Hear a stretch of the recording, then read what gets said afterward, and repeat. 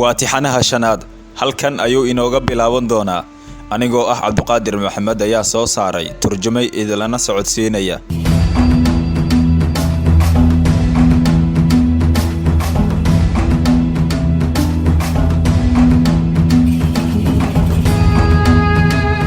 Alexandria waa magaalada ugu quruxda badan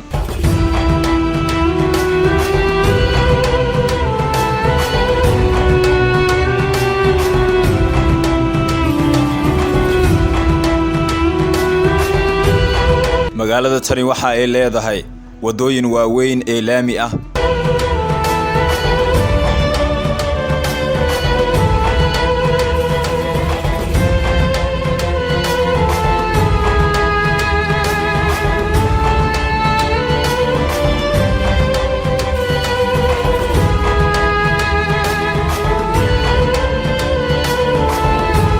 macbadka Sarabis waxa uu ahaa xarun diimeed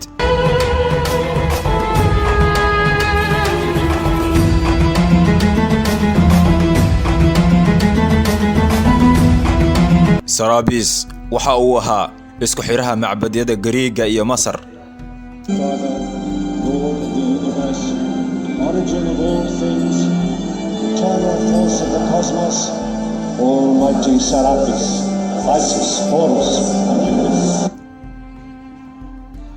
Sarabis waxa uu ahaa madaxa macbadka Alexandria aadna loo aaminsanaa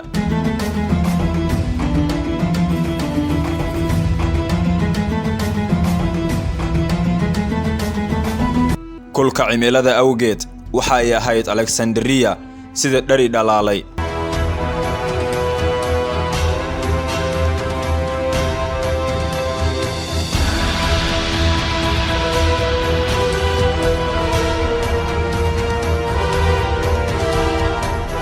dunidii hore waxay ahayd New York City ama magaalada New York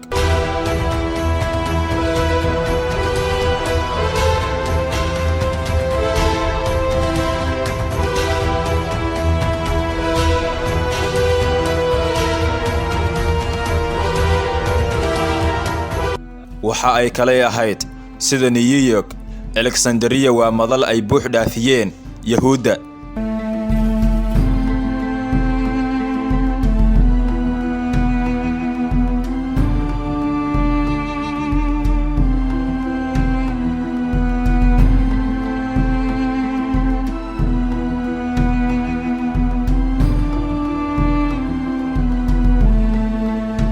magaalada waxa ay hoy u ahayd bulsho firfircoon oo Yahuud ah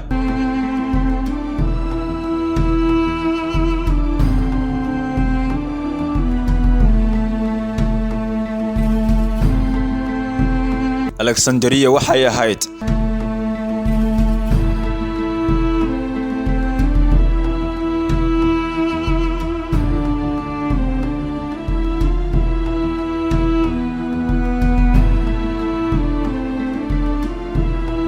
Alexandria waxay ahayd magaaladii ugu weyn ee dunidii hore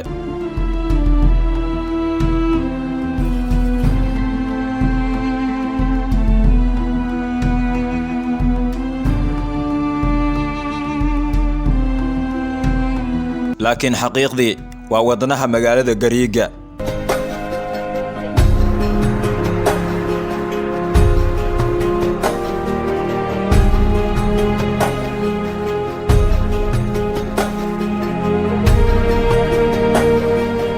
Alexandria waxa ay noqotay xarunta ilbaxnimada ee Gariiga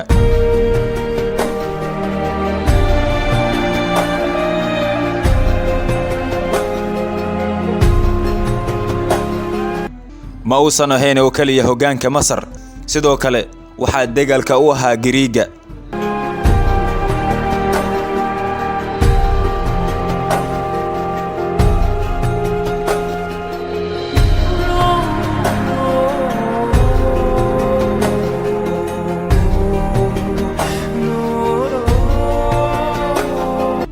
waxa ay hal iqtiraaceen dhaqankii Gariiga waa tiyaatarka Gariiga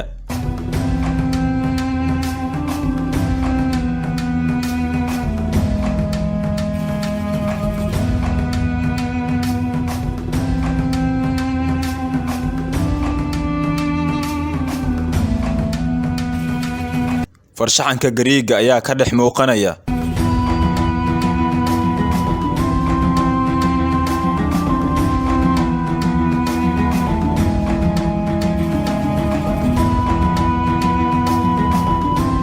Astaamaha farshaxanka dhagaxeedka ayaa lagu xardhay magaalada.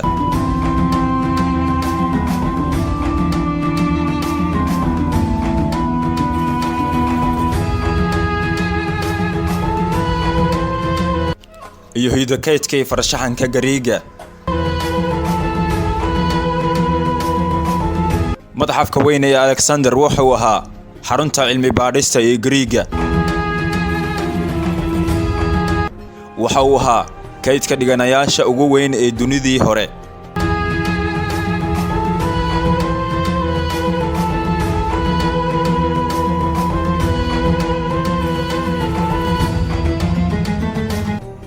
waxaa dhex yiilay cadadka 700,000 oo dhiganayaal ah ama buugaag.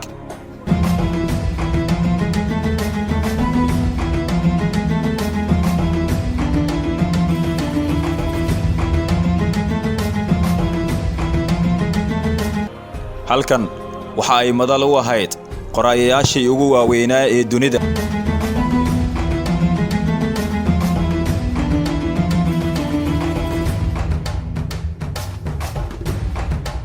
sida Euripides, Sophocles, Homer iyo Aristotle.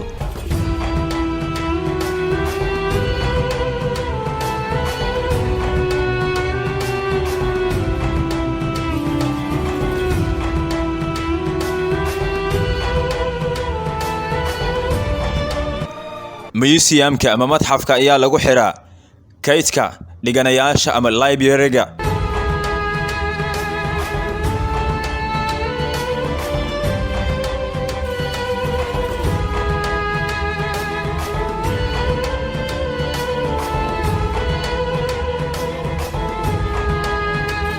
madxafka waxa uu ahaa xarunta qura ee cilmi baadhista.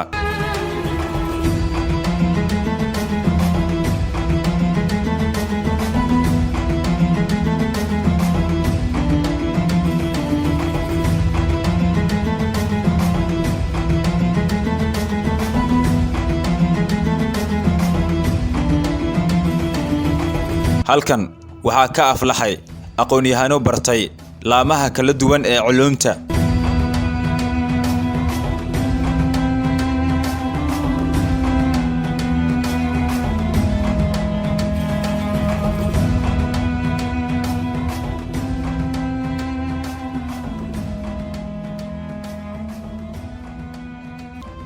waxa ay aad u horumariyeen daawooyinka kuwaas oo ay ka soo saareen cilmiga biology-ga, xisaabta iyo philology-ga.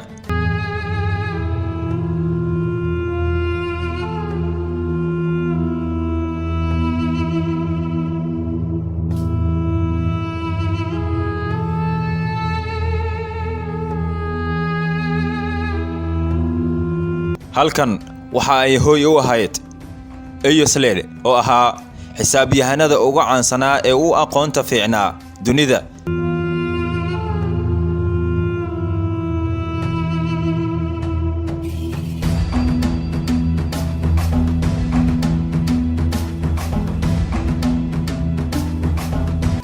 waana aabihii soo saaray xisaabta geometriga.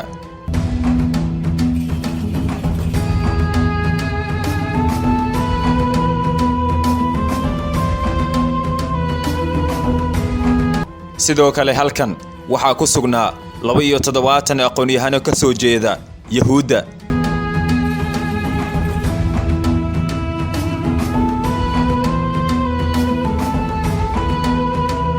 waxa ay turjumeen Baybalka Cibraaniga ah ee Gariiga.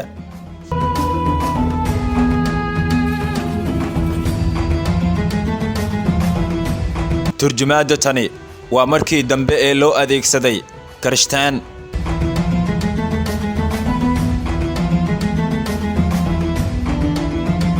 dhammaan cilmiga dabiiciga ah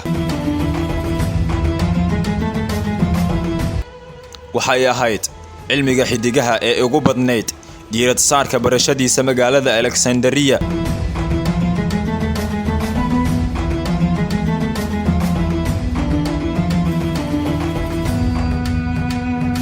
aqoon-yahanadii ayaa iminka eegaya cirka.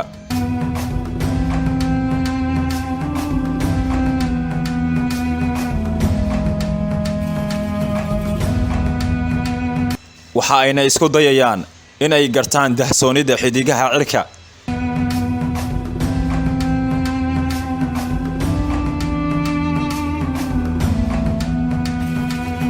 waxa uu ahaa Aristotle-kii reer Samos ee sameeyay aragtida ugu caansan ee xidigaha.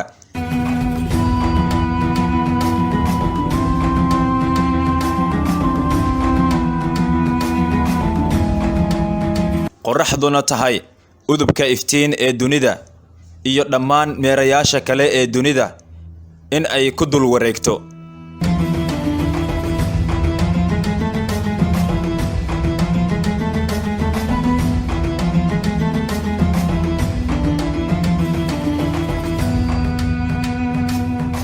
waxay ahayd aragtidii ugu horeysay ee loogu magac daray heliocentric ee koonkani.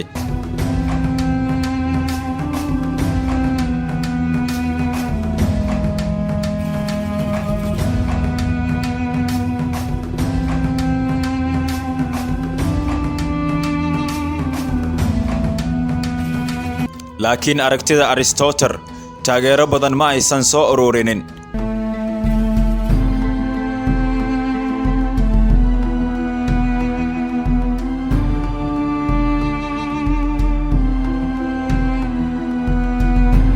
taa beddelkeedna waxa ay ahayd qaabkii juqraafi ahaaneed ee xukumayay.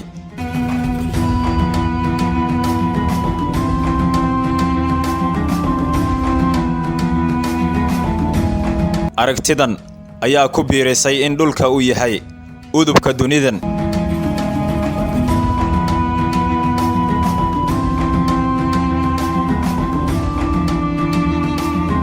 halka meerayaasha kale ay yihiin hareerta dhulka.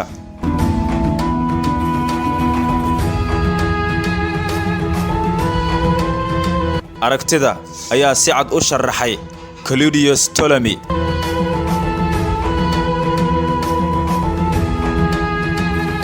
waxa uu ahaa saynisyahan takhasus u leh xidigaha iyo meerayaasha sanad taariikheedkii qarnigii 2.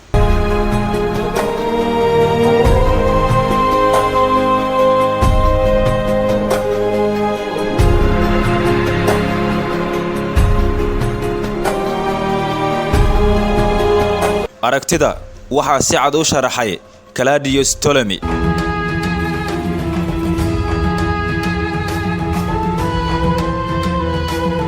waxa uu ahaa saynisyahan takhasus u leh xidigaha iyo meerayaasha sanad taariikheedkii qarnigii 2.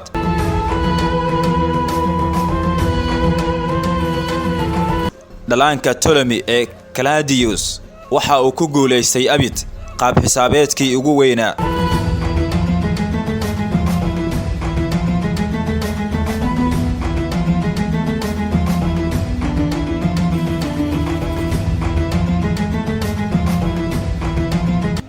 laakiin waa ay qaldaneed in ka mid ah.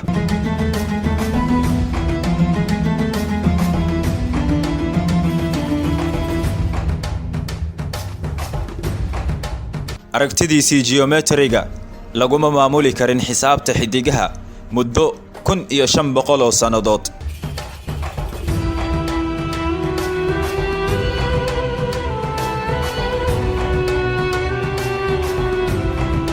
ilaa uu ka yimaado kacdoonkii saynisyahanada ee qarnigii 17aad.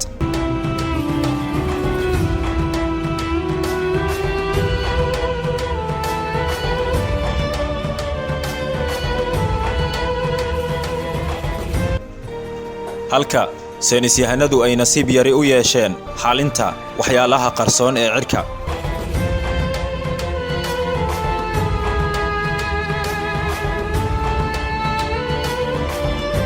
waxa ay guulo ka sameeyeen baadhitaankooda sayniska ee dhulka.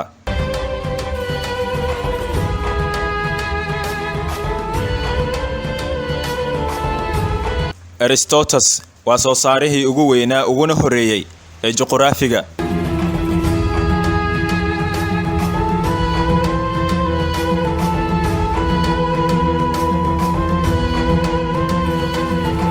waxa uu isku dayayaa geometriga iyo sled iyada oo uu adeegsanayo tijaabooyin awood leh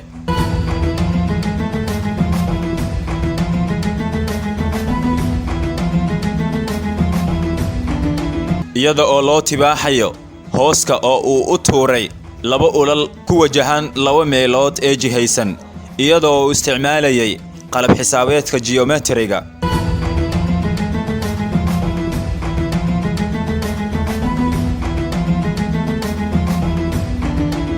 Aristotle waxa uu awooday inuu cabiro badka dhulkanaga aynu ku noolnahay laakiin garashada dadka qaar ayaa diidaysa oo ma ahan xaqiiqda sida ay tahay sababtoo ah Ilaahay baa sheegay inuu dhulka sii fidayo loomana tibaaxi karo qiyaasta jaangoyn karta badka dhulka eebe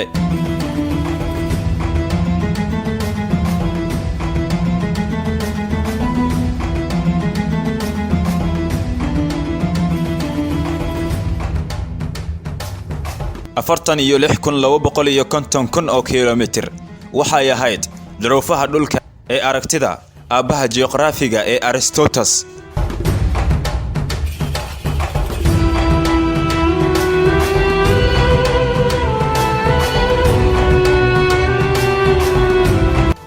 waxa uu ka maqnaa unu kaliya 6000 oo kiiloomitir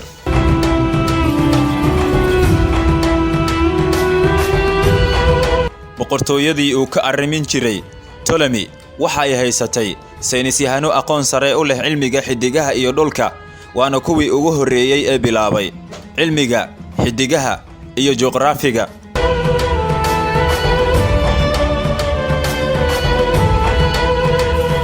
laakiin waxa ay isticmaali jireen xukuumadda sida boqortooyadii fircoonkii hore ee Masar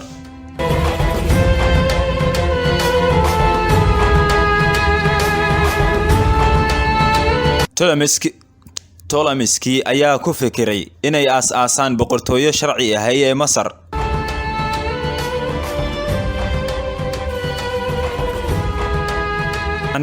inay sameeyaanna waxay aad ula qabsadeen hiddo dhaqankii Masaaridii hore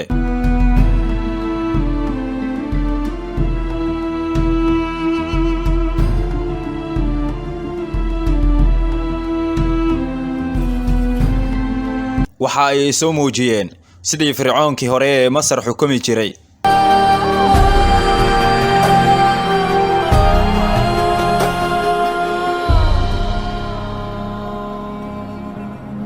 sida fircoonkii Masar maamul goboleedyadu waxa ay lahaayeen awood sare ee aanan xad lahayn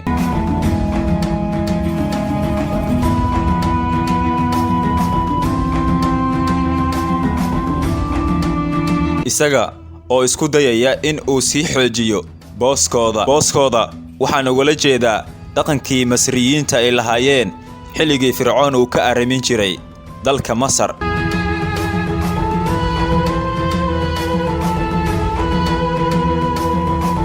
Ptolemaniyiinta ayaa dib u soo nooleeyay dhaqanka Masriyiintii hore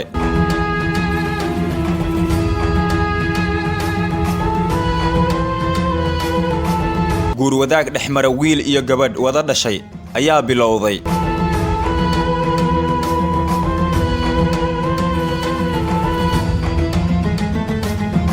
sanadka markuu ahaa 273 ka hor taariikhda dhalashada Ciise Ptolemiga labaad oo ah curad xigeenka wiilasha boqor Ptolemy ayaa guursaday walaashii ka weyneed ee ay wada dhasheen taas oo loogu magacaabi jiray Arsinoia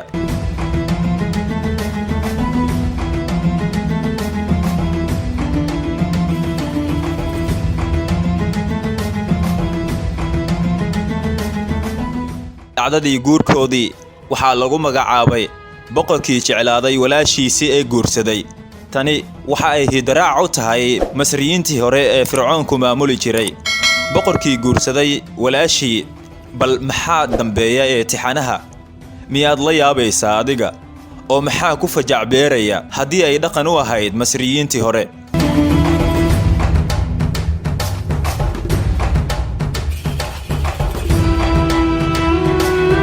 tixanaha shanaad halkan ayaan ku soo gabagabeynayaa inta aynu tixanaha xiga aynu ku kulmi doonno waxaan idinku dhaafayaa maalin wanaagsan iyo tixanaha lixaad maalinta xigta xilligan oo kale insha allah. aniga waa Cabduqaadir Maxamed ayaa soo saaray tarjumay idinlana socodsiinayay. halkan waa Somstream. haddii ay tahay markaagii kugu horeysay ee aad ina soo booqato rukumo janalkanaga lana wadaag saaxiibadaada si ay uga mid noqdaan daawadayaashannada mahadsanidin.